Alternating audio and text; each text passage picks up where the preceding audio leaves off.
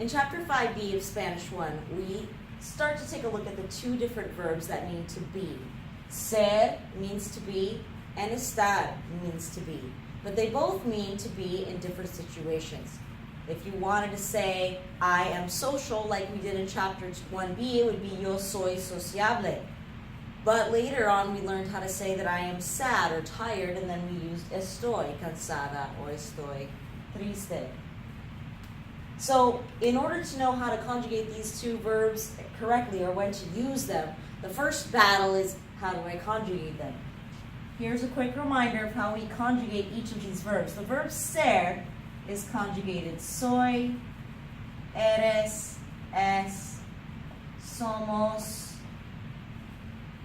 and son. So this means I am, you are, he is, we are, they are. That was how we conjugated the verb ser. Verb estar is conjugated estoy, estás, está, estamos, and están.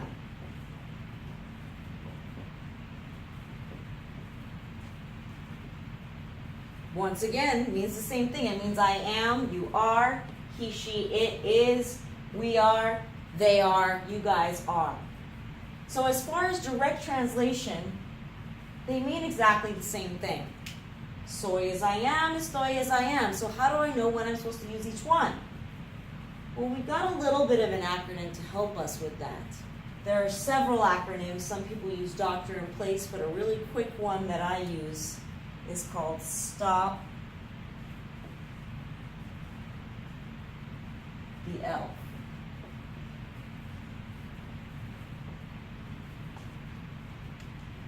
So on this side, we have the verb ser.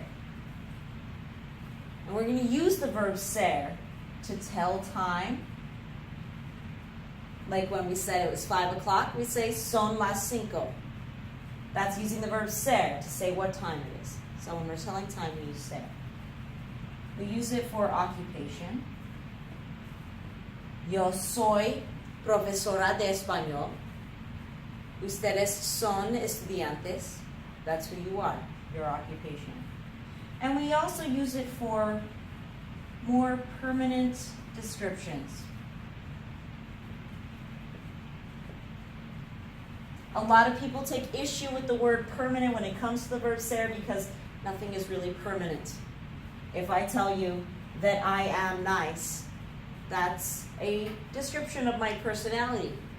But in 30 years, I may go through a lot of hardship and not be nice anymore. So is that permanent? Not necessarily. If I describe my son, he's 7 years old, I would say, él es bajo. He is short. That's a general description of who he is. Is it permanent? Hopefully not. I hope he grows to be taller than me. But it's still a generalized description. So some people prefer, instead of saying permanent, they like to think of this as a general description. Then we have the elf over here, which stop the elf. Elf is for the verb estar. And we use the verb estar when we're talking about either location or feeling.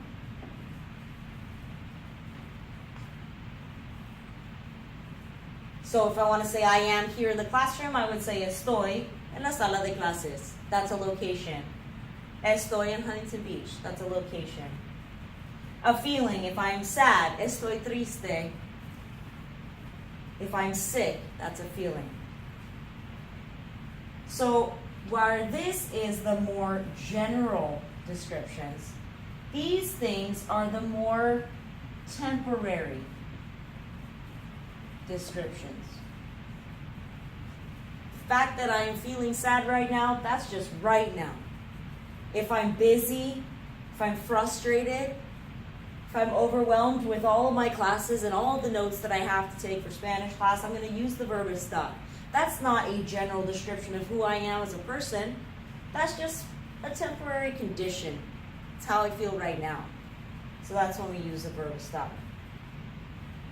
One rhyme that can help us with this is how you feel and where you are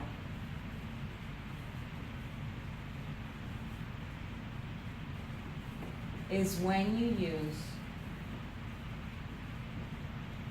the verb estar.